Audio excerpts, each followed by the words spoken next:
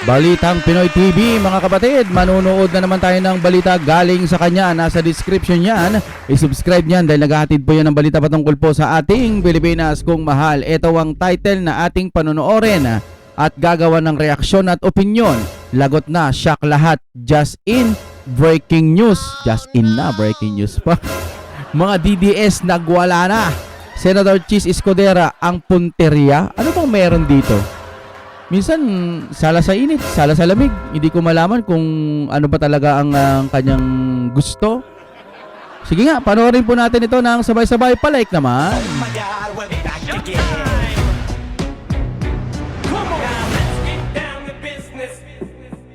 O syempre, di ba, nanonood ka ng balita, tapos puputol-putol ang internet mo. Lumipat ka na, nandito na ang fiber ni Juan. Napakabilis po ng internet nila at ang mura-mura pa.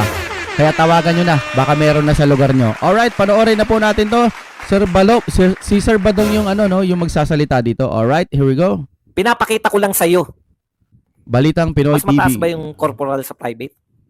Pinapakita ko lang sa'yo, Chis, kung bakit humihingi ng tulong sa AFP si BP Sara. Dahil trabaho po ng AFP yan. Hindi siya papayag na ipakuha, kunin yung isang sundalo. Isang sundalo yun, ha? Naman. Ito po, hindi naman simpleng sundalo to si Tatay Digo. Dating presidente to, kinuha. Oo. Na walang pag-uutos ng korte. Ba't ganun, no? Marami na tayong naririnig na ganito, pero ano ba ang tanging aksyon? Yung korte natin, pwede bang gumalaw sila? Ano pa bang magagawa natin? Halimbawa, napatunayan. Marami na nagsasabi, mapatunayan na mali ang ginawa ng administrasyong ito na pagpunta doon. Ano pa ba ang aksyon na pwedeng gawin? Ganon-ganon na lang ba yun? Wala, nandun na eh. Ganon-ganon na lang ba yun? Wala ba tayong pwedeng magawa? Sinong mga tao ang pwedeng maghabol at maibalik dito ang Pangulo? Kung Pangulong Duterte, kung may pagkakamali talaga yung administrasyon na yan, di ba? Huwag nyo sabihing legal pag walang utos ng korte. Oh. Tapos, naghinanakit lang si BP Sara, siya na ngayon ang may kasalanan. Yung, di ba nga, lahat ng inaabangan nila si BP Sara pag nagsasalita eh. Kasi nga, yung budget, kung talagang may confidential fund, edi sana yung korte umangal na. Edi sana sa korte, talagang ipapatawag na siya or may gagawin na para matanggal siya sa trabaho niya or kakasuhan o ikukulong dahil nga sa pagwaldas dyan sa hayop na confidential fund na ibinibintang sa kanya. Magpasa hanggang ngayon wala eh. Ang nangyari phishing style eh. Sa opinion ko lang bawat sasabihin ni BP Sara, inaabangan po nila na kung po pwedeng ipanlaban ito sa gobyerno or ipanlaban ito na pwede siyang kasuhan. Kita mo, yung pinag-iinitan na nila yung asasinasyon. Yung sinabi niya na kapag ako natumba yung tatlo, di ba? Ganun yan eh. Tuloy muna tayo mga kapatid yung salita ni BP Sara, hinanakit na yan, hinanakit sa ginawa sa pamilya nila. Yes. Naghinanakit siya sa AFP. Tapos nagre-react ka na parang galit na galit ka ngayon, Chis Escudero, sa hinanakit ni BP Sara na bakit walang ginawa yung AFP na tulong, hindi tinulungan, hindi nila, pinamigay nila. Nagbabasa ba sila ng mga rules? Itong mga to? Baka magulat tayo niyan. Diretso na nila sa impeachment No? Baka mag-iba yung ihip ng hangin ni Chis niyan. Si Tatay Digong. Ingat. Alright. Narito ang Balitang Pinoy TV. Balitang Pinoy TV, nasa description yan. Ganda ng logo. Magandang araw sa atin lahat mga kababayan. Saan man panig kayo ng daigdig naron. Dito na naman tayo sa another episode ng ating vlogs, Badong Aratilis po. Pag-uusapan natin ngayon, ito po, si Chis Escudero, binanatan po ang mga Duterte. Dahil po dito sa sinasabi ni Chis Escudero na bakit daw po laging tila hinihingi o kinukumbinsi ng mga Duterte na makialam itong AFP at hinihingi po itong lagi parang humihingi lagi ng tulong o idinadamay ang Armed Forces of the Philippines sa kanilang panawagan, no? Men, di ba nga may pagkakamali na sila? Di ba may pagkakamali? Ito naman si Chis, Ito naman, Pag-uusapan din po natin, ito po si Auntie Claire.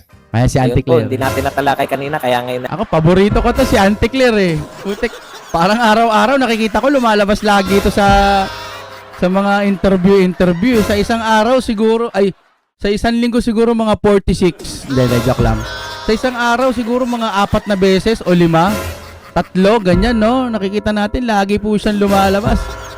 Mahal na mahal niya po ang trabaho niya, mga kapatid. Hanggat maaari, kinakailangan magsasalita siya. No? Natin tatalakayin yung pong sagot niya. Dito po sa tanong ni Bato na Miss Claire, santo ka ba? So sinagot po yan ni Auntie Claire at syempre may banat pa rin kay Bato. Ayan, tsaka pag-uusapan na rin po natin no, yung isa pong network. Alam nyo, gusto ko pong tignan uli yung balita ng network. Wala na eh. Yung GMA7, no? Binalita nila, nakita ko lang po sa X. Kanina lang, nakita ko na, o kanina ba o kahapon, nakita ko na ayon sa kanilang impormasyon, may mga informante. Yan yung gusto nating gusto nating sabihin na itong mga media, pwede po silang makapag-fake news. Na sasabihin lang nila may informante sila. Tapos hindi nila pwedeng pangalanan dahil parang may confidentiality yata yung mga hindi nila pwedeng i-reveal kung sino yung kanilang informante. Pero kung social media po, no? Sa social media, kahit may mga ebidensya ng ipinapakita, peke, tenga pa lang, hindi siya yung nasa video eh. Tenga pa lang eh. Di ba? Ay, kung talagang totoo yan, bumuli ka dito sa Pilipinas. Dito litisin yan. Hindi, sa ICC na. Basta pagka mga vlogger, yan. Sa tingin ko lang, no? Opinion ko lang, mukhang mababa tingin nila sa mga vlogger. Wala vlogger lang di ba? Pagka may mga kung ano-ano, kahit hindi naman fake news, sasabihin fake news. Pero sila, pag nagkamali, pwedeng lang siguro, pwedeng magsabi lang ng sorry, ganyan, no? Ito vision ko lang yan, Baka may mga ganyang pangyayari. Sabi niyan, kahit sabihin pang may informante at hindi pangangalanan, katulad nung si Ka Eric, di ba? Si either contempt yan o sasabihing fake news. Alam niyo po, lagi si Noli De Castro kanina nakita ko rin na ayan po ang mapag-usapan natin. Pero Noli ka. Sa din yan bago yan, kung bago ka pa lang dito sa ating channel. Yes! Duterte, pilit na idanadamay sa mga issues ang mga AFP. Madalas niya raw naririnig na inaaya yung AFP. Alam mo, Chis Escudero, no? Kung ikaw matino kang tao, matino kang Senate leader, ang ipinagpapalagay mo kasi na business as usual yung nangyari kay Pangulong Duterte. No? Wala kang paninindigan bilang Senate President. Pangatlo ka sa pinakamataas na tungkulin.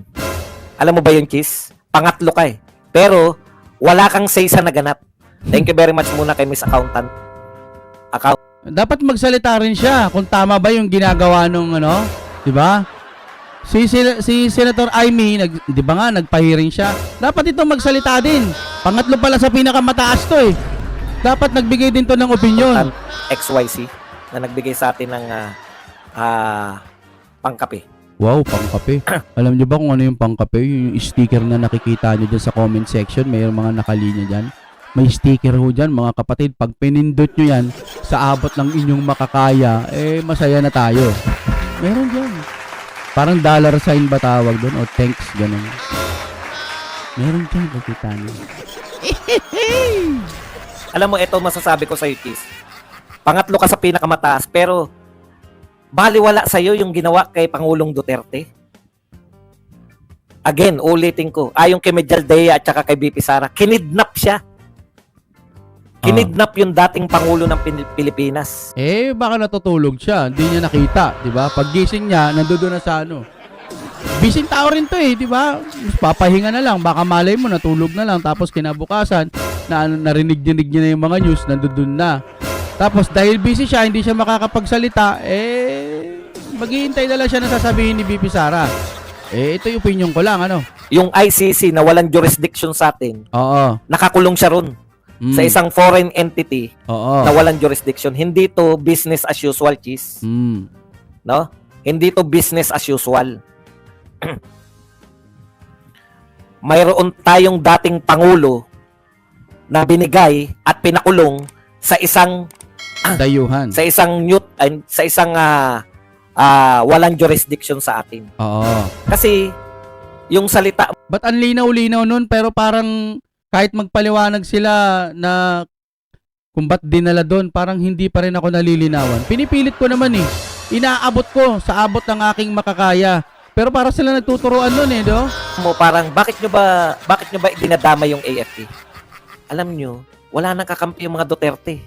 Oo. Bakit AFP? Sasagutin kita. Taong bayan na lang talagang kakampi nila. Meron naman mga ibang kumakampi sa mga BBM, siguro mga sa 100% ng Pilipinas. Buong Pilipino, o buong Pilipino kahit nasa ibang bansa, siguro mga 10 to 15% lang talaga yung naniniwala na lang kay PBBM. Ito'y base lamang sa aking pangunawa at opinion. Maaring mali ako, no? Maaring 20%, mga ganon, no? So sabi naman ng iba, konti lang daw ang mga Duterte na sumusuporta. Mga maka-Duterte. Maingay lang daw, di ba? Siguro mga 10% lang ang mga Duterte, tapos yung mga nagmamahal kay PBBM, siguro mga 90% ng buong Pilipino sa kahit saang bansa. Kayo, naniniwala ba kayo? Lokohin nila nenang nila kung sakasakaling konti lang daw ang BBM, ang Duterte. Di ako naniniwala, di naman ako syunga-syunga eh. Ang AFP, ang pangunahing tungkulin ng AFP, tagapagtanggol ng ating teritoryo, tagapagtanggol ng ating soberenya, tagapagtanggol ng mamamayang Pilipino laban sa dayuhan, tagapagtanggol ng konstitusyon. Oh, anong nangyari? Ba't hindi alam ni Chis yan? Busy siguro to eh. Ano kaya kung sa kanyang mangyari yan, sasabihin niya, labag yan sa konstitusyon, dapat dito ako litisin. Pinagbibintangan lang ako. Malamang ganun din ang sasabihin yan eh. Ewan ko sa iyo, Chis, ano ba nangyayari, sir? Sir, ako wala akong sama ng loob sa inyo. Idol ko kayo kasi talagang pinaninindigan nyo na wag mo nang tawag doon, isa lang yung impeachment trial ba yan, bla bla bla. Bilib na bilib po ako. Pero minsan, pagka meron kayong mga gusto pang malaman, mag-search muna kayo, sir. Matalinong tao naman po kayo eh. Diyan lang sa mga batas-batas lang ho natin. Alam naman natin, walang jurisdiction dito, diction. Tapos kung ano-ano mga pinagpapaliwanag nilang Interpol. Ang bagsak ICC din ng, di ba? So, sino niloloko nila? Pilipino? Okay,